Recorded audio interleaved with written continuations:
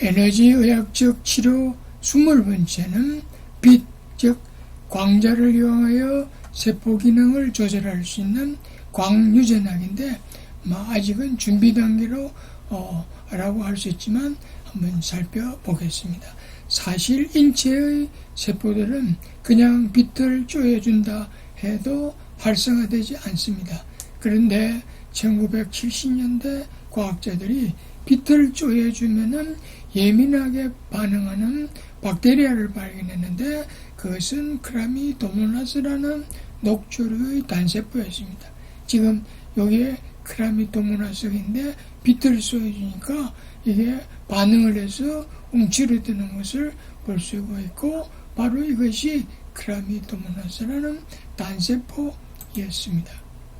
이 박테리아의 빛에 반응하는 물질을 찾아냈는데 이 물질을 박테리오 로놉신이라는 단백질이었으며 이 물질은 세포막에 존재해서 여기에 세포가 있고 핵이면은 이 세포막에 존재하고 있으면서 여기에 많은 세포막에는 많은 채널들이 있어요. 채널들이 있어갖고 이거를 열었다가 또 닫았다가 하는 기능을 하는 단백질입니다. 세포막에 존재하는 단백질이 빛에 반응한다는 말은 빛의 주파수와 단백질이 지닌 고유의 파동 주파수와 맞닿았다는 뜻입니다. 따라서 빛이라는 리모컨으로 단백질이라는 수신기를 조절할 수 있다는 뜻입니다. 과학자들은 크라미도모나스에서 빛에 반응하는 단백질을 조절하는 유전자를 찾아냈고 2005년 미국 스탠포드 대학의 칼 다이스로스는 유전공학을 이용하여 이 유전자를 동물의 신경세포에 이식하는 데 성공하였습니다. 유전공학을 이용한 유전자 이식 과정을 보면은 이게 크라미도모나스에서 빛에 반응하는 이 박테리아 로놉신을 관장하는 유전자를 뽑아내서 이 유전자를 바이러스에 주입했습니다. 그리고 이 유전자가들은 바이러스를 초파리에 이식을 했습니다. 그 결과 유전자의 유전자를 이식한 초파리는 여기서 빛에 따라서 행동이 조절되었습니다. 그러나 유전자 이식을 하지 않은 대조군에서는 빛의 영향을 받지 않았습니다. 칼 다이스로스는 생지 실험을 했습니다. 크라미도모나스에서 빛에 반응하는 박테리아 로놉신을 관장하는 이 유전자를 뽑아서 다음에 이것을 바이러스에 주입하고 이 바이러스를 주입한 다음에 크라미도모나스의 유전자를 지닌 바이러스를 생지의 뇌조직에 이식을 하였습니다. 그리고 이 뇌조직에 빛을 전달하는 관을 삽입했습니다.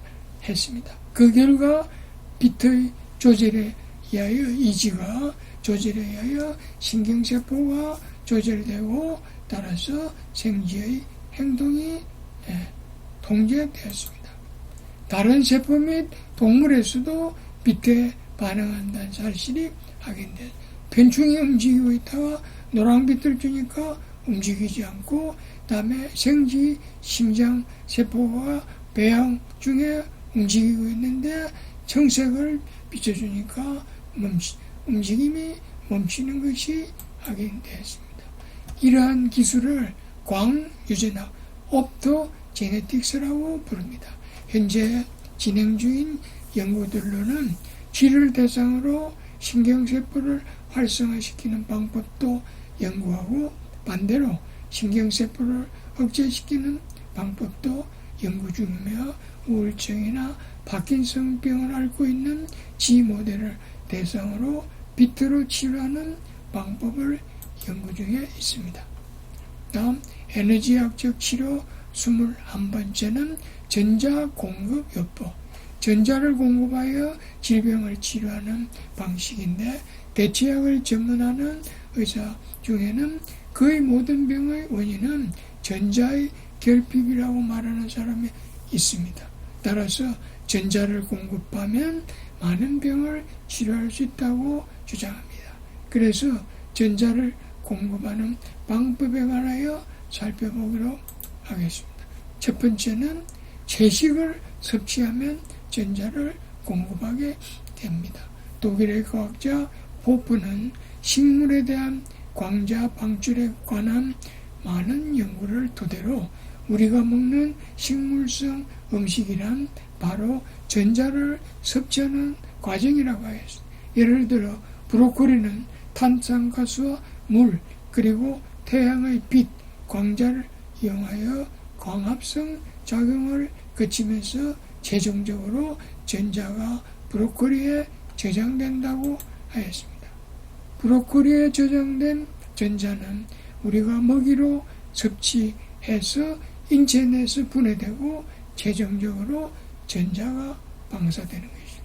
호프는 이 전자가 우리 몸속의 모든 분자들의 추진력, 즉 에너지를 제공하여 몸에 필요한 화학 반응을 일으킨다고 설명하였습니다. 따라서 채식을 많이 섭취하는 것은 전자를 보충하는 치료가 될 수 있다고 하였습니다. 두 번째로는 네거티브 수소이온을 공급하면 전자를 공급하게 됩니다. 보통 수소는 원자핵 속에 양성자 하나가 있고 그리고 전자가 하나가 회전하고 있습니다.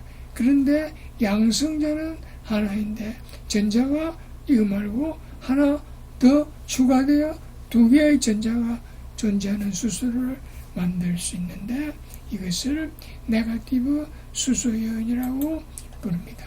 이 네거티브 수소이온을 공급하는 방법을 개발한 사람은 미국의 프라나겐입니다. 이 프라나겐은 미국의 천재 의사로 유명한 사람입니다. 프라나겐은 세계의 장수촌인 히말라야 훈자 지방의 물을 채집하여 15년간 연구하여 개발한 물질이 이 마이크로 하이드린이며 이 마이크로 하이드린이 바로 네거티브 수소이온을 공급하는 물질입니다. 마이크로 하이드린은 이산화 규소를 특수 처리하여 여기에 네거티브 이온을 부착시킨 것입니다. 이것이 인체로 흡수되면 물과 결합해서 이 여분의 전자를 다량 방출한다고 했습니다. 여분의 전자는 인체 내에서 여러 가지 유익한 작용을 하게 됩니다. 마이크로 하이드린은 전 세계적으로 가장 강력한 항산화제이고 두 번째 강력한 해독제이며 세 번째 ATP를 증가하여 신체에 에너지를 공급하는 것으로 알려져 있습니다. 프라나겐은 철저한 임상실험을 통하여 마이크로 하이드린이 항산화 작용이 있음을 증명하였습니다. 즉 2주 동안 매일 마이크로 하이드린 4정을 섭취한 실험군과 다음에 가짜약 플라세보를 섭취한 대조군과 비교했을 때 활성산소가 마이크로 하이드린 군에서 43% 감소했다고 했고 또 마이크로 하이드린은 활성산소 제거하는 능력이 마이크로 하이드린의 농도에 비례해서 증가했다고 했고 또 마이크로 하이드린은 전자 제공자 역할을 한다는 것을 증명했습니다. 즉 대조군에 비해서 마이크로 하이드린은 유의하게 많은 전자를 제공하였습니다. 또 운동 중 젖산 감소 효과를 증명했는데 즉 실험군은 대조군에 비하여 마라톤과 같은 심한 운동을 한 후 혈중 젖산을 효과적으로 낮추는 역할을 증명을 했고 또 세포의 수분 흡수작용이 있음을 증명했습니다. 즉 세포의 내외부의 수분 함유량은 세포의 총체적인 건강 상태를 알려주는 지표인데 마이크로하이드린을 섭취한 실험군은 대저군에 비하여 수분량이 증가했다고 했고 또 에너지 생산이 증가함을 증명. 즉 마이크로하이드린은 농도에 비례하여 ATP를 증가시켰다고 했고 또 막전이를 증가시킴을 증명했습니다. 즉 마이크로하이드린은 대저군에 비해서 미토콘드리아의 막전이를 유의하게 증가시켰고 또 스태미나가 증가하여 마라톤 기록이 단축되었음을 증명. 마라톤 선수가 마이크로하이드린을 복용하기 전과 복용한 후 기록을 비교하면은 복용한 후에 마라톤 기록이 점점 좋아졌다고 했습니다. 다음은 마이크로하이드린의 안전성. 마이크로하이드린은 천연 미네물로 구성되어 있기 때문에 부작용이 없고 독성 검사에서 전혀 독성이 없다고 했습니다. 세 번째로는 일본에서 개발한 산호칼슘 수산화물도 전자를 공급합니다.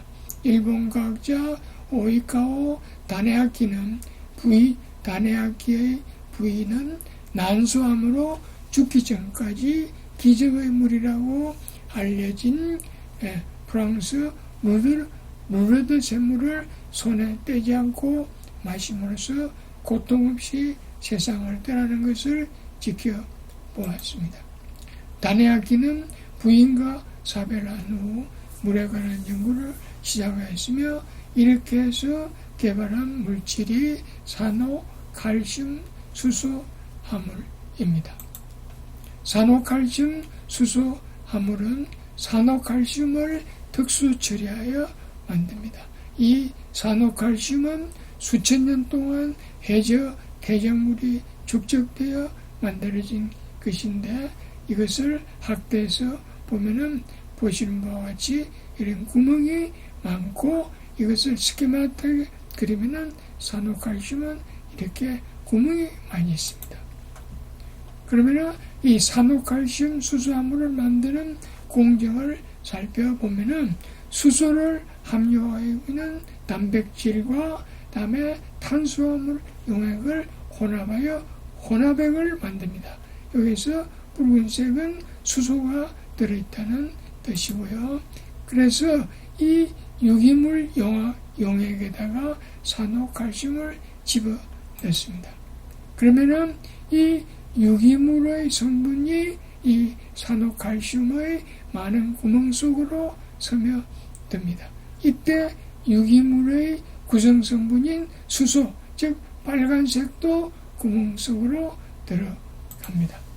다음에는 이 수소를 함유한 유기물질이 산호칼슘 구멍 속에 들어있는 상태에서 미세 환원 열분해라는 공정을 통하여 이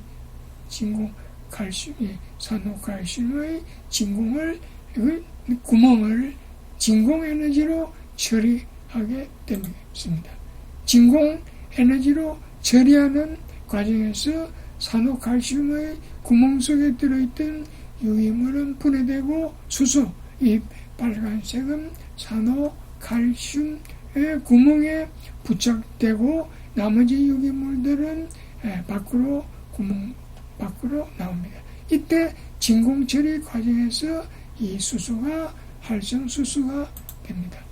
이러한 산호칼슘이 체내에 들어와 물을 만나게 되면 여기 이제 청색이 물분자라고 하면은 물분자들은 산호칼슘의 구멍 속에 들어있는 활성산소 빨간 거 구멍 밖으로 밀어내고 그 자리에 물분자가 들어갑니다.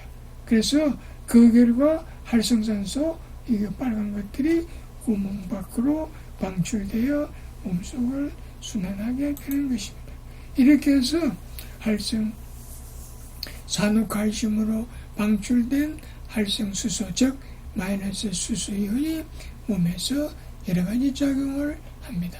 강력한 항산화 기능을 하고 동물 실험에서 유전자 발현을 좋게 하고 고지혈증을 치료하고 호르몬 분비를 촉진한다고 했습니다.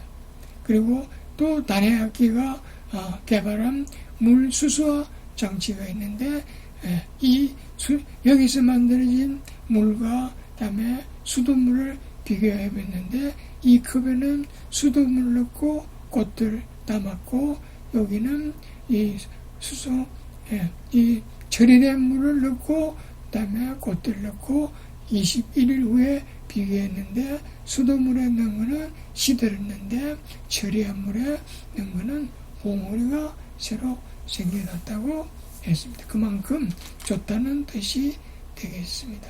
다음에 또 계속 하겠습니다.